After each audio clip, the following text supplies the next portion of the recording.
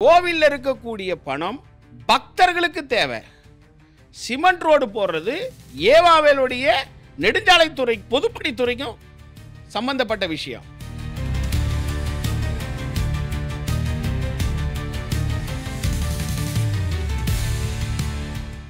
ஆனா அந்த ஏவாவேலு முறையான அனுமதி எங்கேயாவது வாங்கியிருக்கீங்களா? இப்படி ஒரு கட்டடத்தை முழுக்க கோவிலுடைய ஸ்ட்ரக்சரையே மாத்துற அளவுக்கு உங்களுக்கு அனுமதி கட்டுறதுக்கு அனுமதி கொடுத்தது யாரு?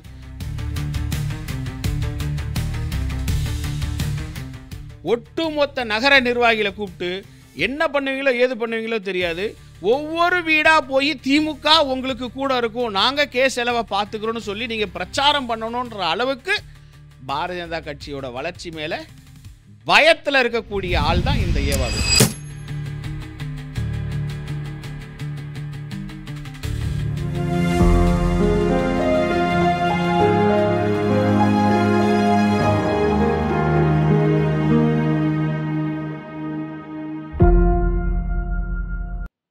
சாமானிய நேயர்களுக்கு வணக்கம்.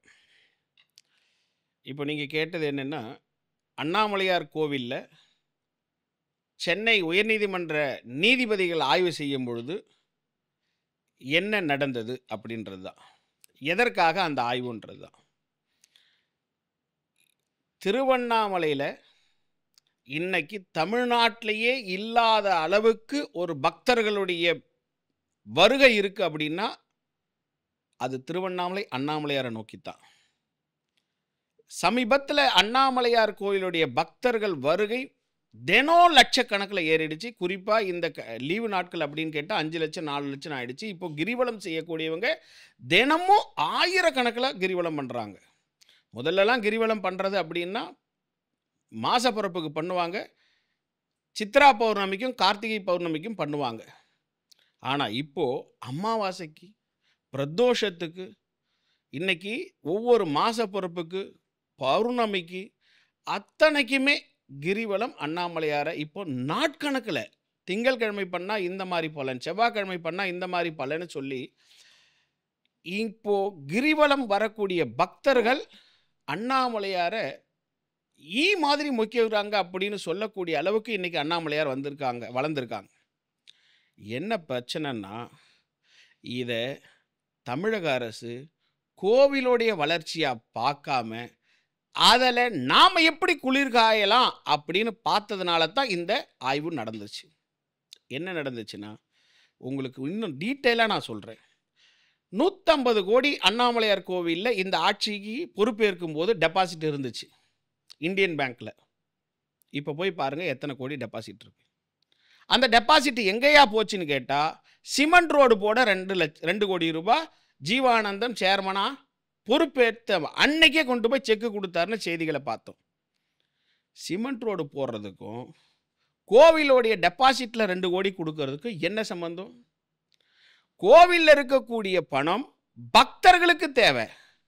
சிமெண்ட் ரோடு போடுறது ஏவாவேலுடைய நெடுஞ்சாலைத்துறைக்கு பொதுப்பணித்துறைக்கும் சம்பந்தப்பட்ட விஷயம். ஆனால் அந்த ஏவாவேலு தன்னுடைய அதிகாரத்தினுக்குள்ளே இருக்கிறவங்களைத்தான் அங்கே ட்ரஸ்டிகளை அறங்காவலர்களாக போட்டோன்றதை நிரூபிக்கிறதுக்காக அண்ணாமலையார் கோயில் பணத்தில் 2 கோடி ரூபாயை செக்கை வாங்கிக்கிட்டு தான் இருந்தால் அந்த ஆளுங்களை அறங்காவலராக செயல்படவே விட்டான்றது தான் நிதர்சனமான உண்மை. அப்படி ஒரு அறங்காவலர் குழு தலைவரையும் அறங்காவலரையும் நியமிக்கும் போதே 2 கோடி வேணும்னு ஆசைப்படக்கூடிய இந்த வேலு இந்த கோவிலில் வரக்கூடிய பக்தர்களை பார்த்த உடனே இதில் எத்தனை கோடியை நாம் எடுக்க முடியும்னு திட்டம் போட்டதுனால தான் ராஜகோபுரத்து வாசப்படியிலேயே 6.5 கோடிக்கு வணிக வளாகம் நான் கட்ட போகிறேன்னு சொல்லி கோவில் வாசப்படியே மிதிக்காத ஏவாவேலு ராஜகோபுரத்து வாசப்படியில் கும்பத்தை எடுத்துகிட்டு வந்து பூமி பூஜை போட்டார். என்ன பண்ணுச்சு நீதி? நான் சீஃப் ஜஸ்டிஸ் அவங்க தலைமையில் மனு தாக்கல் செஞ்சுருந்தேன். ஜஸ்டிஸ் கங்காபூர்வாலா இந்த மனுவை எடுக்கும்போது ஜஸ்டிஸ் மகாதேவன் ஐயா இதுக்கு ஏற்கனவே தடை உத்தரவு வழங்கிட்டதாரு அப்படின்னு சொல்லி என்னுடைய வழக்கை முடிச்சு வச்சாங்க.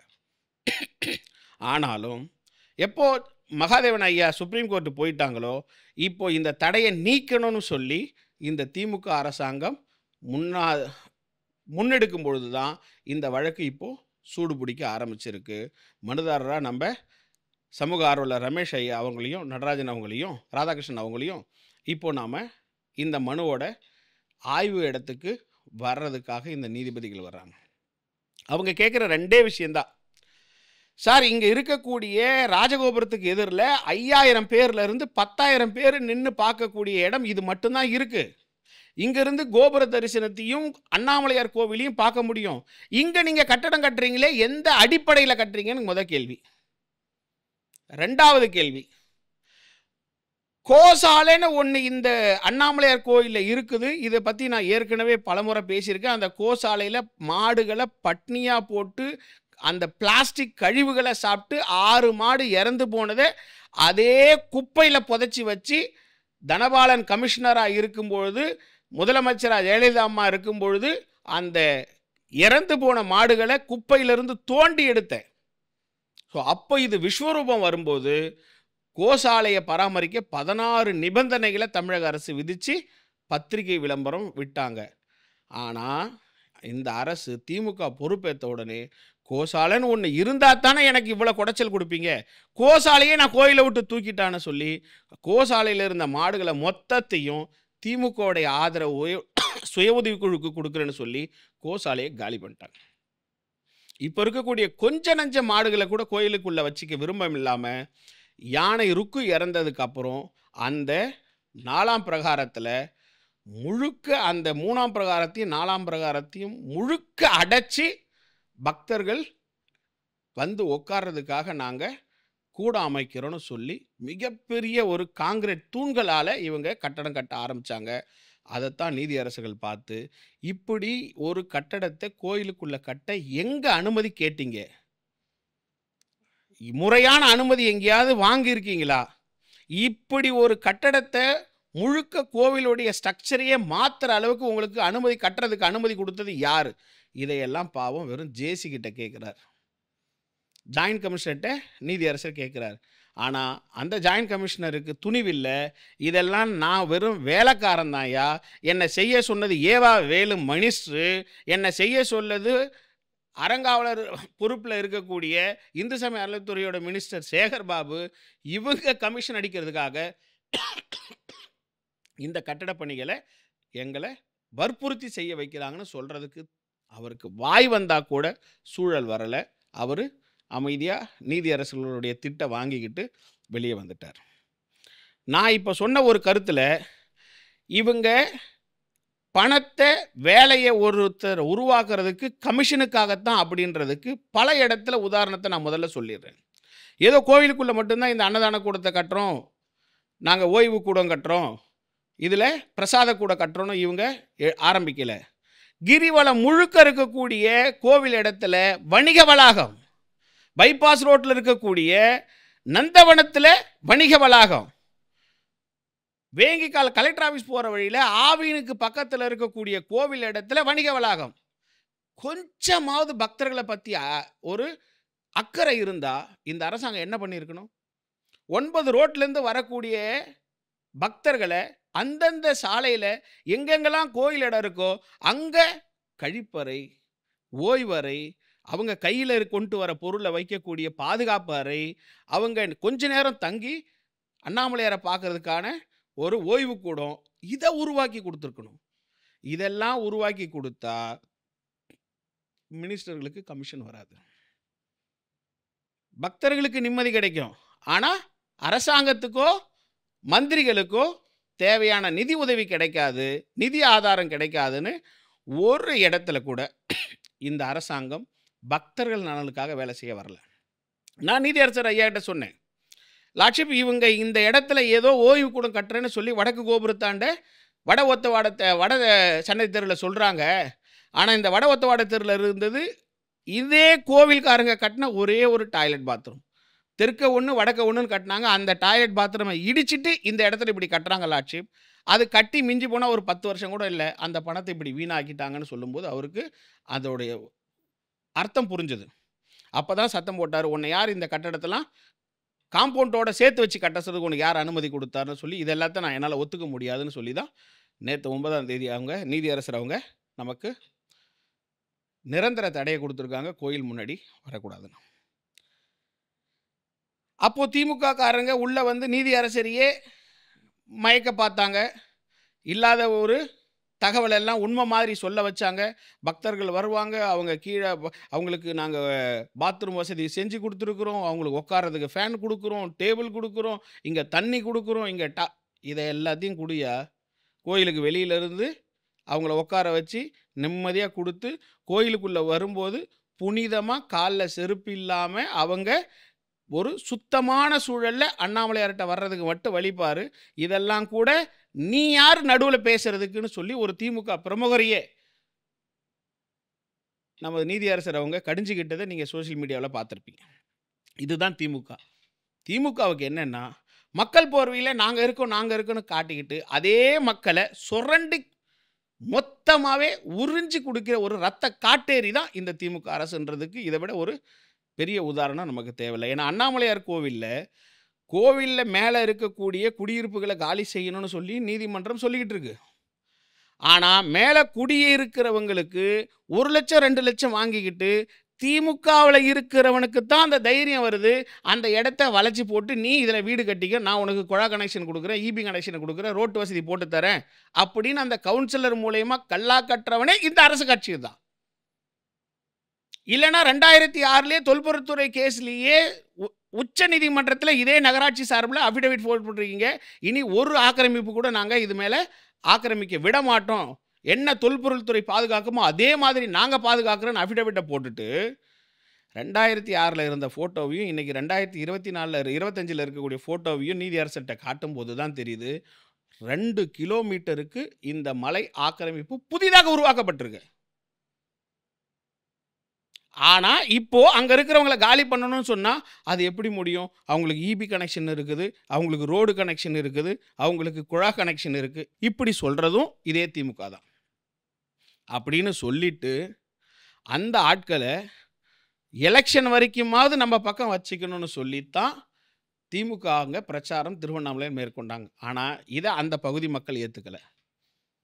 இதே திமுக நிச்சயம் நம்மளை இங்கேருந்து வெளியேற்றிடும், நமக்கு எந்த ஒரு நிவாரணமும் கொடுக்காதுன்னு தெரிஞ்சுக்கிட்டு தான் பாரதிய ஜனதா கட்சி அணுகுனாங்க. எங்களை அணுகுறாங்கன்னு தெரிஞ்ச அடுத்த நிமிஷம் ஏவாவேலு ஒட்டுமொத்த நகர நிர்வாகிகளை கூப்பிட்டு என்ன பண்ணுவீங்களோ ஏது பண்ணுவீங்களோ தெரியாது, ஒவ்வொரு வீடாக போய் திமுக உங்களுக்கு கூட இருக்கும், நாங்கள் கேஸ் செலவை பார்த்துக்கிறோன்னு சொல்லி நீங்கள் பிரச்சாரம் பண்ணணுன்ற அளவுக்கு பாரதிய ஜனதா கட்சியோட வளர்ச்சி மேலே பயத்தில் இருக்கக்கூடிய ஆள் தான் இந்த ஏவாவேலு. இப்போ சொல்லுங்க, திமுக மக்களுக்கு நல்லது செய்ய வருதா இல்லை தன்னை வளர்த்துக்கிறதுக்காக இந்த ஆட்சியில் இருக்கா அப்படின்ற இந்த சாமானிய கேள்விக்கு சாமானியனான நீங்கள் தான் பதில் சொல்ல முடியும். இந்த திமுகவுடைய வண்டவாளம் தண்டவாளத்தில் நான் ரொம்ப தெளிவாகவே சொல்லணும்னா ஒரே ஒரு உதாரணம் தான். இப்போ சமீபத்தில் அஇஅதிமுக சார்பில் ஒரு ஆர்ப்பாட்டம் நடந்துச்சு திருவண்ணாமலையில்.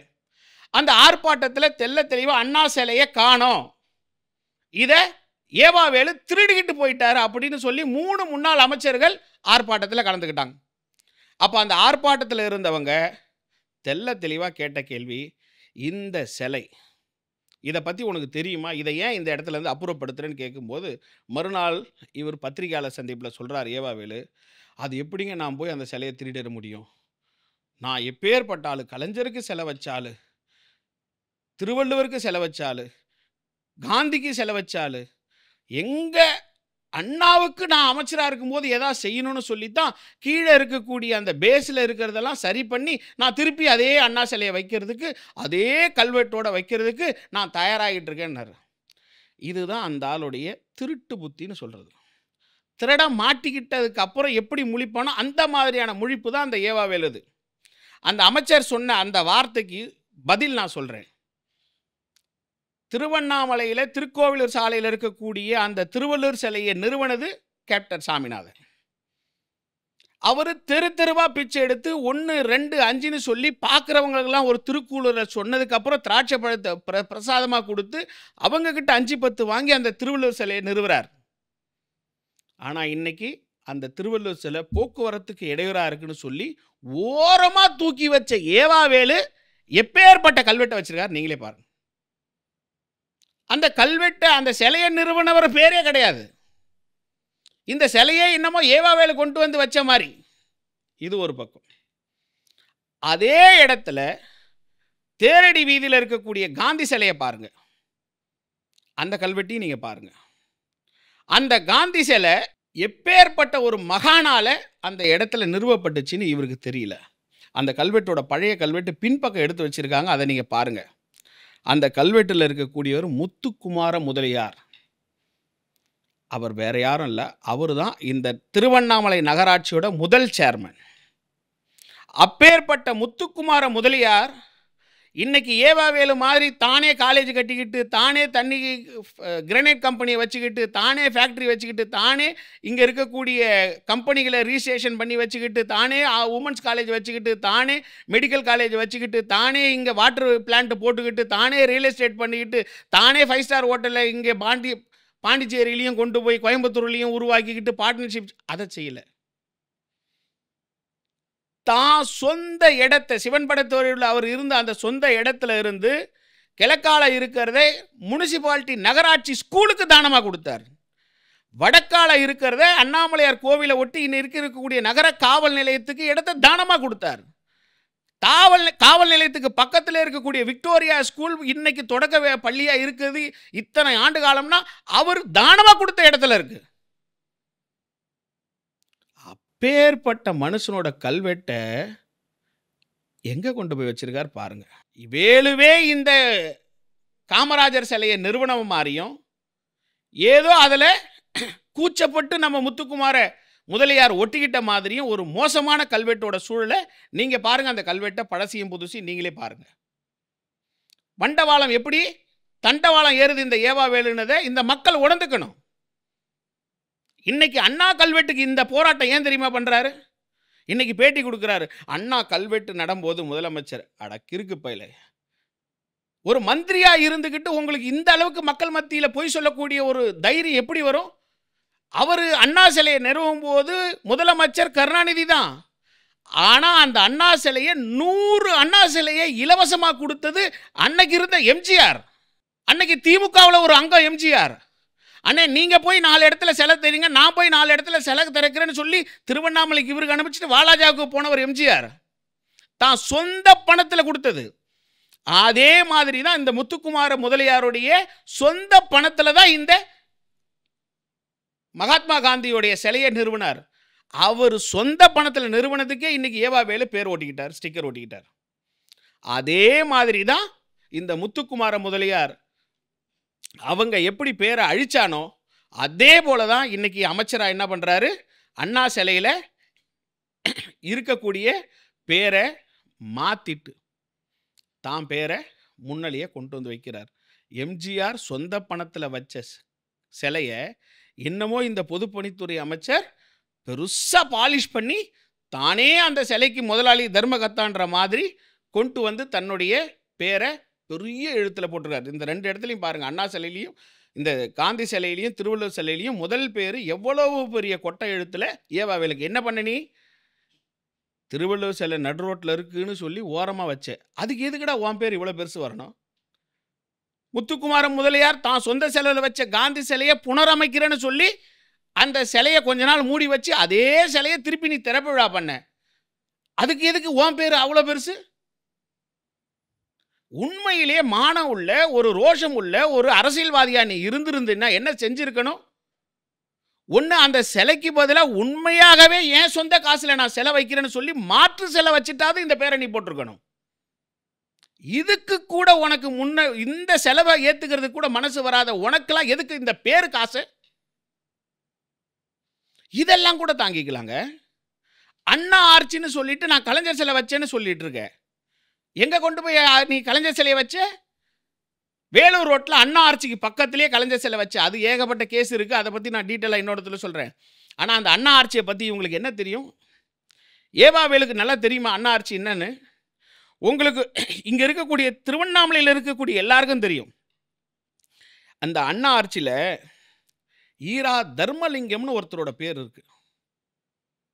ஈரா தர்மலிங்கம் வேற யாரும் இல்லை, அண்ணா தோத்துட்ட உடனே அவரை பத்திரமா பாதுகாக்கணுன்ற நல்ல எண்ணத்தில் பெங்களூரில் கொண்டு போய் வச்சிருந்து அண்ணாவுக்கு எந்த ஒரு மனச்சோர்வும் வந்துடக்கூடாதுன்னு தானே 3 நாள் அவர் கூட இருந்து 3 நாளுக்கு அப்புறம் அண்ணாவை காணோம் தமிழ்நாடே தேடி இருக்கும்போது தனியாக தகவல் அனுப்பிச்சு, இல்லை அண்ணா என் கூட பத்திரமா இருக்காரு, நீ யாரும் கவலைப்படாதீங்க, அண்ணாவை சமாதானப்படுத்தி கூட்டு வர்ற பொறுப்பு என்னதுன்னு சொல்லி அப்பேற்பட்ட அண்ணாவுக்கு அடைக்கலம் கொடுத்த ஈரா தர்மலிங்கத்தினுடைய பேரை தூக்கிட்டு இன்னைக்கு நீ ஏவாவேலு பேரு வச்சுக்கிற. மக்கள் என்ன சொல்லட்டும் சொல்லுங்க. உங்களுக்கு வந்து 21 வயசுல இன்னைக்கு பாவுஷா சண்முகம் அங்க சேர்மனா வந்தவர், எம்எல்ஏ வந்தவர். உங்களுக்கு பாவு சண்முகத்தை பொறுத்த வரைக்கும் தன்னுடைய 21வது வயசுலயே சேர்மனா வந்தவர்.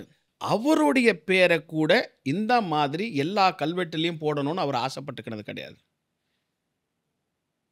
ஏன் இவ்வளவு பேசுறீங்க? அங்க இருக்கக்கூடிய அர்பன் பேங்க்ல